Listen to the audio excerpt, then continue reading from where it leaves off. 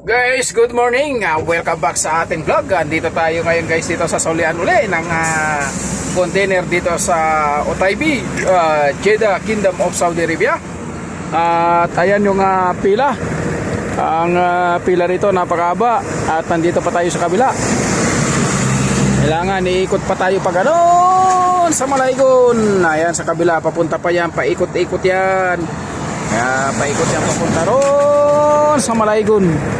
Ayun, sa Malaygon yung ano niya, kakaliwa pa doon, sa katotohanan malayo pa. Oo. So, tiyaga-tiyaga lang tayo guys, tiyaga-tiyaga lang tayo. Oo, andito tayo sa tapat ng warehouse na to. Kilometer ang haba nitong solian ng container. Pero makukuha natin yan guys sa tiyaga. Makukuha natin yan sa tiyaga. Oo.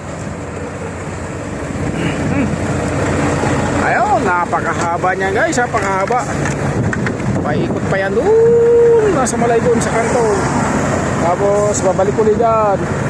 Babalik tayo dyan, balik, papunta roon, pakaliwa. At ayan si Florentino. Florentino!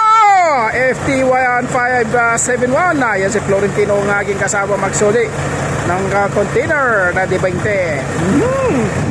At ito naman ang ating partner sa hanap buhay palagi, si FT1641. Ayan, napaka ganda ng kanyang tindig.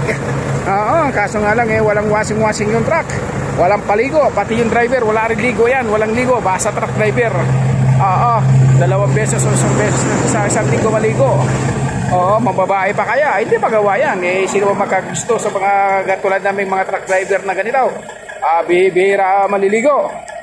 Oh, ayan ang ating D20 na container, na empty container na ating isusuli dito sa solian dito sa Otaibi.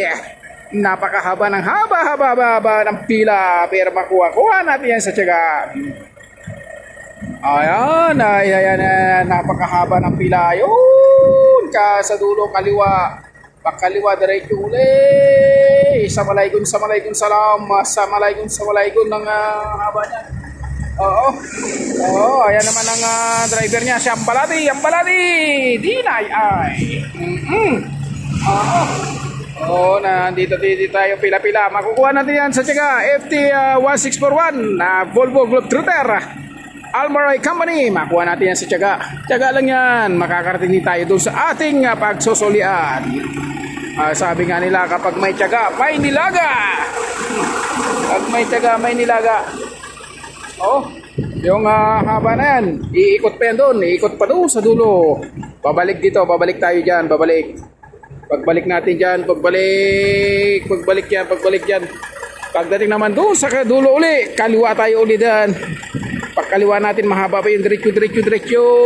Yun ang napakahaba guys. Makukuha natin yan sa tiyaga. Tiyaga lang yan, kailangan. Sabi nga, pag may tiyaga ay may nilaga. Kaya makukuha natin ito sa tiyaga. Kakarating tayo doon. Doon siguro hanggang mamayang hapon. O mamayang gabi, makakapagsoli rin tayo. Hanggang alas 8 lang ang receiving nila ng container dito. Kaya kailangan mamayang hapon siguro makakasoli tayo. Sa haba na yan.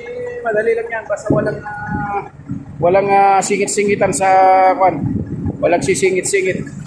Madali lang yan, kahit na ganyang kahaba yan, madali lang yan, basta walang sumingit sa pila. At madali naman yung abante. Abante naman ng paunti-unti. Kaya dali lang, wala lang singit.